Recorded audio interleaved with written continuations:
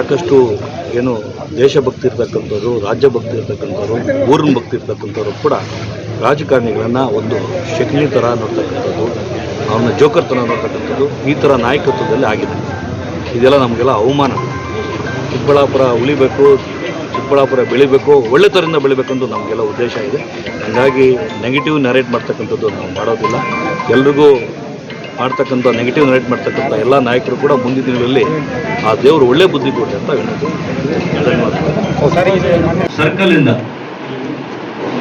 BJP ಪಕ್ಷ ಆಫೀಸ್ವರೆಗೂ ತಿರಂಗ ಯಾತ್ರೆಯನ್ನು ಯಶಸ್ವಿಯಾಗಿ ಇವತ್ತು ದೇಶಭಕ್ತಿ ತೋರಿಸ್ತಾ ನಾವು ಇವತ್ತೆಲ್ಲ ಬಂದಿದ್ದೀವಿ. ಈ ದಿನ ಏನು ಪತ್ರಿಕಾಗೋಷ್ಠಿಯ ತುರ್ತಾಗಿ ವಿಷಯ 2023 ಚುನಾವಣೆ ಆದಮೇಲೆ ಅತಿ ಹೆಚ್ಚು ಬಹುಮತದಿಂದ ಕಾಂಗ್ರೆಸ್ ಪಕ್ಷನ ಇಡೀ ರಾಜ್ಯ ಕೈ ಹಿಡಿದಿದೆ. ಆದರೆ ಈಗಾಗಲೇ 3 ವರ್ಷ ಮುಗಿದಿದೆ. ಸಾಕಷ್ಟು 1 ವರ್ಷದಿಂದ ಕುರ್ಚಿ ಕಿತ್ತಾಟದಲ್ಲಿ ಕಾಂಗ್ರೆಸ್ಸು ಮುಳುಗಿತ್ತು. ಇವತ್ತು ಸರಿಯಾಗಿ ಮಳೆ ಆಗ್ದಿರ, ಬೆಳೆ ಆಗ್ದಿರ ಇವತ್ತು ಇಡೀ ರಾಜ್ಯ ಈಗಷ್ಟೇ ಸ್ವಲ್ಪ ವರ್ಣ ಆಶೀರ್ವಾದ ಮಾಡಿ ಎಲ್ಲ ನೀರು ಬರ್ತಾ ಇರ್ತಕ್ಕಂಥದ್ದು, ಮಳೆ ಆಗ್ತಾ ಇರ್ತಕ್ಕಂಥದ್ದು ಆಗಿದೆ. ಮುಖ್ಯಮಂತ್ರಿಗಳು ಚೇಂಜ್ ಆಯಿತು. ಸಾಕಷ್ಟು ಹೋರಾಟಗಳ ಮಧ್ಯದಲ್ಲಿ ಪಾರ್ಟಿಯಲ್ಲಿ DK ಶಿವಕುಮಾರ್ ಅವರು ಮುಖ್ಯಮಂತ್ರಿ ಆಗಿ ಆಲ್ರೆಡಿ 2 ತಿಂಗಳ ಮೇಲೆ ಆಗಿದೆ. ಅದಾದ್ಮೇಲೆ ಖಾತೆ ಹಂಚೋದಕ್ಕೆ ಇಷ್ಟೊಂದು ದಿವಸ ತಗೊಂಡು ಇವತ್ತು ಅಧಿವೇಶನ ಕರೆದಿದ್ದಾರೆ. ಖಾತೆ ಹಂಚಿದ ಮೇಲೆ ಕೂಡ ನಿನ್ನೆ ಅಷ್ಟೇ ಯಾವ ಮಂತ್ರಿಗೆ ಯಾವ ಖಾತೆ ಅಂತಕ್ಕಂಥದ್ದು ಕೊಟ್ಟಿದ್ದಾರೆ. ಅದರಲ್ಲಿ ಕಾಂಗ್ರೆಸ್ನ ದುರಾಡಳಿತ, ಕಾಂಗ್ರೆಸ್ನ ಧೋರಣೆಗಳು ಎತ್ತಿ ಕಾಣಿಸ್ತಾ ಇದೆ. ಯಾಕಂತ ಹೇಳಿದ್ರೆ ನಮ್ಮ ಬಿಜೆಪಿಯ ಪಕ್ಷದ ಏನು ಸಾಕಷ್ಟು ಹೋರಾಟ ಮಾಡಿ, ಅನ್ಯಾಯದ ವಿರುದ್ಧ ಹೋರಾಟ ಮಾಡಿ ತೆಲಂಗಾಣ ಎಲೆಕ್ಷನ್ಗೆ ಲೂಟಿ ಹೊಡಿತಕ್ಕಂಥ ಕೆಲಸ ಮಾಡಿದ್ರು ಕಾಂಗ್ರೆಸ್ ಸರ್ಕಾರ.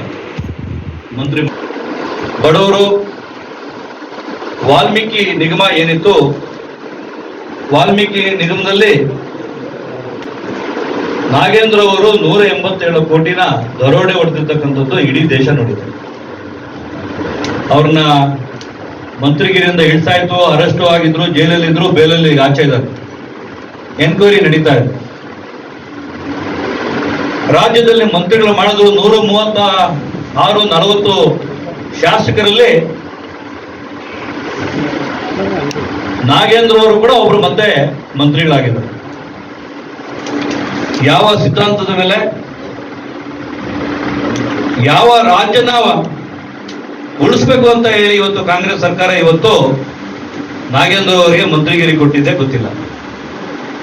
ಕಾಂಗ್ರೆಸ್ ಅಲ್ಲಿ ಇರ್ತಕ್ಕಂಥ ಹೈಕಮಾಂಡ್ಗೆ, ಕಾಂಗ್ರೆಸ್ ಅಲ್ಲಿ ಇರ್ತಕ್ಕಂಥ ಮುಖ್ಯಮಂತ್ರಿಗಳಿಗೆ, ಮಾಜಿ ಮುಖ್ಯಮಂತ್ರಿಗಳಿಗೆ ಯಾವ ನಿಟ್ಟಿನಲ್ಲಿ ನಾಗೇಂದ್ರ ಅವರು ಮತ್ತೆ ವಾಪಸ್ಸು ಅವರಿಗೆ ಸೇವೆ ಮಾಡಿದ್ರು ಅಂತಕ್ಕಂಥದ್ದು ಅರ್ಥ ಆಗ್ತಾ ಇಲ್ಲ. ಯಾಕಂತ ಹೇಳಿದ್ರೆ ಅವರ ಕಾಂಗ್ರೆಸ್ ಭಕ್ತಿ ತೋರಿಸಿ ಬಡವರ ಹಣನ ಲೂಟಿ ಹೊಡೆದು ಎಲೆಕ್ಷನ್ಗೆ ಸಾಗಿಸ್ತಕ್ಕಂಥದ್ದು ಇಡೀ ದೇಶ ನೋಡಿದೆ. ಇಷ್ಟಾದರೂ ಕೂಡ ಎನ್ಕ್ವೈರಿ ನಡೀತಾ ಇದ್ರು ಕೂಡ ಅವ್ರನ್ನ ಮಂತ್ರಿಮಂಡಳಿ ಮಾಡಿ ಮತ್ತೆ ಮಂತ್ರಿ ಮಾಡಿದ್ದಾರೆ. ರಾಜ್ಯ ಯಾವ ದಿಕ್ಕಿನಲ್ಲಿ ಹೋಗ್ತಾ ಇದೆ ಗೊತ್ತಾಗ್ತಾ ಇಲ್ಲ. ಕಾಂಗ್ರೆಸ್ ನಲ್ಲಿ ಇರ್ತಕ್ಕಂಥ, ಸರ್ಕಾರದಲ್ಲಿ ಇರ್ತಕ್ಕಂಥವ್ರನ್ನ ಹೇಳೋರು ಕೇಳೋರು ಯಾರು ಇಲ್ಲದೆ ಆಗಿದೆ. ಸರ್ಕಾರ ಇದೆ, ಮುಖ್ಯಮಂತ್ರಿಗಳಿಗೆ ಏನಾದರೂ ಒಂದು ಕಿಂಚಿತ್ತು ಆದ್ರೆ ರಾಜ್ಯದ ನಿಷ್ಠೆ, ಜನರ ನಿಷ್ಠೆ ಇದ್ರೆ ಇಮ್ಮಿಡಿಯೇಟ್ ಆಗಿ ಅವ್ರನ್ನ ಕೈ ಬಿಡ್ಬೇಕು. ಕೈ ಬಿಟ್ಟಿಲ್ಲ ಅಂತ ಹೇಳಿದ್ರೆ ಈಗಾಗಲೇ ನಮ್ಮ ರಾಜ್ಯದಲ್ಲಿ ಇರ್ತಕ್ಕಂಥ ಎಲ್ಲ ನಾಯಕರು ತೀರ್ಮಾನ ಮಾಡಿದ್ದಾರೆ. ಇವತ್ತೇನು ಸದನ ಆರಂಭ ಆಗಿದೆ, ಈ ಸದನ ಆರಂಭ ಆಗಿ ಮುಗಿಯೋ ಒಳಗೆ ಇರ್ತಕ್ಕಂಥ ಏನು ಈ ಧೋರಣೆಗಳನ್ನ ಹೋರಾಟದಲ್ಲಿ ಕಾಲನ ಕಳಿತಕ್ಕಂಥ ಕೆಲಸ ಮಾಡ್ತಕ್ಕಂಥದ್ದು ಒಳ್ಳೇದಲ್ಲ.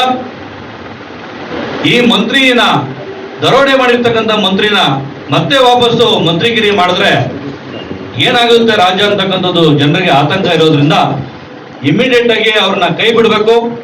ಕೈ ಬಿಡ್ಲಿಲ್ಲ ಅಂತ ಹೇಳಿದ್ರೆ ನಮ್ಮ ಹೋರಾಟ ಅವರ ಕೈ ಬಿಡುವವರೆಗೂ ಮಾಡ್ತಕ್ಕಂಥದ್ದು. ಜಿಲ್ಲೆಯಲ್ಲೂ ಹೋರಾಟ ಮಾಡ್ತೀವಿ, ಇಡೀ ರಾಜ್ಯದಲ್ಲಿ ಕೂಡ ಬಿಜೆಪಿಯ ಮುಖಂಡರು, NDA ಮುಖಂಡರು ಸೇರಿ ಒಟ್ಟಿಗೆ ಅವ್ರನ್ನ ಕೈ ಬಿಡುವವರೆಗೂ ಹೋರಾಟ ಮಾಡಬೇಕು ಅಂತ ಈಗ ತೀರ್ಮಾನ ಆಗಿದೆ. ಇಲ್ಲಿರ್ತಕ್ಕಂಥ ಚಿಕ್ಕಬಳ್ಳಾಪುರ ಶಾಸಕರು ಮಾತಾಡ್ತಕ್ಕಂಥ ಲ್ಯಾಂಗ್ವೇಜ್, ಮಾತಾಡ್ತಕ್ಕಂಥ ಅವ್ರ ನಡೆ ಎಲ್ಲ ತೀಕ್ಷ್ಣವಾಗಿ ಎಲ್ಲ ಬುದ್ಧಿವಂತರು ನೋಡ್ತಾ ಇದ್ದಾರೆ. ರಾಜ್ಯದಲ್ಲಿ ಇರ್ತಕ್ಕಂಥವ್ರು ಎಲ್ಲರೂ ದಡ್ರು ಅನ್ಕೊಂಡ್ಬಿಟ್ರೆ ಬೆಕ್ಕು ಕಣ್ಣು ಮುಚ್ಕೊಂಡು ಹಾಲು ಕುಡಿತದೆ, ಯಾರು ನೋಡಲ್ಲ ಅಂತಕ್ಕಂಥದ್ದು ಇವತ್ತು ಸಿಚುವೇಶನ್ ಆಗಿದೆ. ಹಂಗಾಗಿ ರಾಜ್ಯದ ಜನರನ್ನ ಮುಟ್ಟಾಳ್ರು ಅನ್ಕೊಳ್ತಕ್ಕಂಥದ್ದು ಅವರ ಮುಟ್ಟಾಳ್ತನ.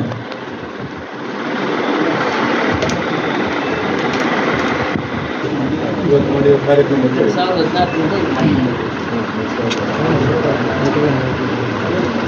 1947 ಆಗಸ್ಟ್ 15ನೇ ತಾರೀಕು ಸ್ವಾತಂತ್ರ್ಯ ಬಂದಿರತಕ್ಕಂಥ, ಭಾರತ ಸ್ವಾತಂತ್ರ್ಯ ಬಂದಿರತಕ್ಕಂಥ ದಿನಾಚರಣೆಯನ್ನ ಇಡೀ ದೇಶದಲ್ಲಿ ದೇಶಭಕ್ತಿ ಇರ್ತಕ್ಕಂಥ ಎಲ್ಲ ನಾಗರಿಕರು, ಎಲ್ಲರೂ ಕೂಡ, ಎಲ್ಲ ಪಕ್ಷದವರು ಕೂಡ ಇಡೀ ಆಗಸ್ಟ್ 15 ದಿನ ಹಬ್ಬ ವಾತಾವರಣ ಮಾಡಿ ಹಬ್ಬನ ಆಚರಣೆ ಮಾಡ್ತಕ್ಕಂಥದ್ದು ದಿನ. ಬಿಜೆಪಿ ಸರ್ಕಾರ ಬಂದಾದ್ಮೇಲೆ ಮೋದಿಜಿಯವರ ನಾಯಕತ್ವದಲ್ಲಿ ದೇಶಭಕ್ತಿ, ದೇಶದಲ್ಲಿ ನಡೆಸತಕ್ಕಂಥ ಎಲ್ಲ ಡೆವಲಪ್ಮೆಂಟ್ಗಳನ್ನ ಆದಿಯಾಗಿ ಇಟ್ಕೊಂಡು ಇವತ್ತು ಮೋದಿಜಿಯವರ ನೇತೃತ್ವದಲ್ಲಿ ಇವತ್ತು ಆಗಸ್ಟ್ 14, 15ನೇ ತಾರೀಕು 2 ದಿವಸ ಇಡೀ ನಮ್ಮ ಬಿಜೆಪಿಯ ಕಾರ್ಯಕರ್ತರು, ಸಾರ್ವಜನಿಕರು, ದೇಶಭಕ್ತಿ ಇರ್ತಕ್ಕಂಥ ಎಲ್ಲರೂ ಕೂಡ ಅವರ ಮನೆಗಳ ಮೇಲೆ ಆಗಸ್ಟ್ 14, 15ನೇ ತಾರೀಕು ತಿರಂಗಾನ ಹಾರಿಸ್ತಕ್ಕಂಥ ಕರೆ ಕೊಟ್ಟಿರ್ತಕ್ಕಂಥದ್ದು. ವರ್ಷ ಕೂಡ ನಾವು ತುಂಬಾ ಚೆನ್ನಾಗಿ ಮಾಡ್ತಾ ಇದೀವಿ, ಎಲ್ಲರೂ ಚೆನ್ನಾಗಿ ಮಾಡ್ತಾ ಇದ್ದಾರೆ. ಅಧಿಕೃತವಾಗಿ ಪಾರ್ಲಿಮೆಂಟ್ ಅಲ್ಲಿ ಇಡೀ ದೇಶದಲ್ಲಿ ಎಲ್ಲರೂ ಕೂಡ ಆಡಬೇಕು ಅಂತಕ್ಕಂಥದ್ದು ಆಗಿದೆ. ಪಾರ್ಲಿಮೆಂಟ್ ಅಲ್ಲಿ ಕೂಡ ಇದನ್ನ ಈಗ ಆಲ್ರೆಡಿ ಅತಿ ಹೆಚ್ಚು ಓಟಿಂದ ಎಲ್ಲರೂ ಒಪ್ಕೊಂಡಿದ್ದಾರೆ. ದೇಶಗೀತೆ, ರಾಷ್ಟ್ರಗೀತೆ, ದೇಶಭಕ್ತಿನ ತೋರ್ತಕ್ಕಂಥ ಗೀತೆ, ಸಾಕಷ್ಟು ಅರ್ಥಪೂರ್ಣವಾಗಿರ್ತಕ್ಕಂಥ ಗೀತೆನ ಇವತ್ತು ಆಡ್ತಕ್ಕಂಥದ್ದು. ಇವತ್ತು ಗೀತೆ ಸಾಕಷ್ಟು 4 ನಿಮಿಷ ಇದೆ, 4 ರಿಂದ 5 ನಿಮಿಷವರೆಗೂ ಗೀತೆ ಇದೆ. ಆದ್ರೆ ಅದನ್ನ ಆಡ್ಬೇಕು ಅನ್ನೋ ಲೆಕ್ಕಾಚಾರಕ್ಕೆ ಮಾತ್ರ, ಸುಮ್ಮನೆ ಏನೋ ಲೆಕ್ಕಾಚಾರಕ್ಕೆ ಮಾತ್ರ ಒಂದು 4-5 ಸಾಲ ಆಡ್ತಕ್ಕಂಥದ್ದು ದೇಶದಲ್ಲಿ ನಡೀತಾ ಇತ್ತು. ಇವತ್ತು ಸಂಪೂರ್ಣ ಗೀತೆನ ಆಡ್ತಕ್ಕಂಥದ್ದು ಆಗ್ತಾ ಇದೆ. ಎಲ್ಲ ಸ್ಕೂಲು, ಕಾಲೇಜು, ಕಚೇರಿಗಳಿಂದ ಹಿಡಿದು ಎಲ್ಲರೂ ಕೂಡ ಇವತ್ತು ರಾಷ್ಟ್ರಗೀತೆಯನ್ನು ಆಡ್ತಕ್ಕಂಥದ್ದು, ತುಂಬಾ ಅರ್ಥಪೂರ್ಣವಾದ ಗೀತೆಯನ್ನು ಆಡ್ತಕ್ಕಂಥದ್ದು ಇಡೀ ದೇಶ ಆಗಿದೆ. ಇದನ್ನ ಮಾಡಿರ್ತಕ್ಕಂಥ ನಾಯಕತ್ವ ಬಿಜೆಪಿಯ ನಾಯಕರು ಆದರೂ ಕೂಡ ದೇಶದ ನಾಯಕರು ಆಗಿರ್ತಕ್ಕಂಥ, ವಿಶ್ವಕಂಡ ನಾಯಕರಾಗಿರ್ತಕ್ಕಂಥ ಮೋದಿಜಿಯವರ ಏನಿವತ್ತು ಅವರ ನಾಯಕತ್ವದಲ್ಲಿ ಇವತ್ತು ಬಂದಿರೋದು ಇಡೀ ದೇಶ ಗೌರವಿಸ್ತಕ್ಕಂಥ ಒಂದು ದಿನ ಆಗಿದೆ. ಇದೆಲ್ಲ ಒಂದು ನಾಯಕತ್ವದಲ್ಲಿ ಮಾಡಿರ್ತಕ್ಕಂಥ ಮೋದಿಜಿಯವರಿಗೆ ಇಡೀ ದೇಶ ತಲೆಬಾಗಿ ಅವರಿಗೆ ದೇಶಭಕ್ತಿನ ತೋರಿಸ್ತಕ್ಕಂಥದ್ದಾಗಿದೆ. ಮೋದಿಜಿಯವರಿಗೆ ಎಲ್ಲರೂ ದೀರ್ಘ ಕಾಲದಲ್ಲಿ ಅವರು ಮಾಡಿರ್ತಕ್ಕಂಥ ಏನು ನಾಯಕತ್ವಕ್ಕೆ ಮುಂಬರುವ ದಿನಗಳಲ್ಲಿ ಇಡೀ ದೇಶ ಪ್ರಪಂಚ ಮಂತ್ರಿಗಿರಿನ ಕೊಟ್ಟಿಲ್ಲ. ರಾಜ್ಯದಲ್ಲೇ ಈ ತರ ಕಾಂಗ್ರೆಸ್ ಅಲ್ಲಿ ಇರ್ತಕ್ಕಂಥವ್ರು ಮನೋಭಾವನೆ ಇದೆ ಅಂತ ಹೇಳಿದ್ರೆ ಅದು ಹಂಗಲ್ಲ. ಮೇಲೆ ರಾಷ್ಟ್ರದಲ್ಲಿ ಈಗಾಗಲೇ ನಮ್ಮ ಪ್ರಧಾನಮಂತ್ರಿಗಳು ವಿಶೇಷ ಅಧಿವೇಶನ ಕರೆದು ಮಹಿಳೆಯರಿಗೆ ಮೀಸಲಾತಿ ಕೊಡಬೇಕು, ಡಿಲಿಮಿಟೇಷನ್ ಮಾಡಬೇಕು ಅಂತಕ್ಕಂಥವು ಕೂಡ ಆ ಬಿಲ್ನ ಕಾಂಗ್ರೆಸ್ ನಾಯಕತ್ವ ಇಂಡಿ ಕೂಟ ಫೇಲ್ ಮಾಡಿದ್ರು. ಮೋದಿಜಿಯವರ ನಾಯಕತ್ವದಲ್ಲಿ ಮಹಿಳೆಯರಿಗೆ 33% ಮೀಸಲಾತಿ ಮಾಡ್ತಕ್ಕಂಥದ್ದು ಬಿಲ್ಲನ್ನ ತರಲೇಬೇಕು ಅಂತ ಆಟ ಆಡ್ತಿದ್ದಾರೆ. ತಂದೆ ತರ್ತಾರೆ, ಯಾರು ಏನೇ ಮಾಡಲಿ ಮುಂಬರುವ ದಿನಗಳಲ್ಲಿ ಮಹಿಳೆಯರಿಗೆ 33% ಕೊಡ್ತಕ್ಕಂಥದ್ದು ನಿಶ್ಚಿತ. ಮೋದಿಜಿಯವರ ಕನಸಿದೆ, ಮಹಿಳೆಯರಿಗೆ ಆದ್ಯತೆ ಕೊಡ್ತಕ್ಕಂಥದ್ದು ಕರ್ನಾಟಕದಲ್ಲಿ ಆಗ್ತದೆ. ಹಂಗಾಗಿ ಮಹಿಳೆಯರು ಯಾರು ಯೋಚನೆ ಮಾಡಬೇಕಾಗಿಲ್ಲ, ಬಿಜೆಪಿ ಪಕ್ಷ ಅವರು ಪರ ನಿಲ್ಲುತ್ತೆ. ಧನ್ಯವಾದ.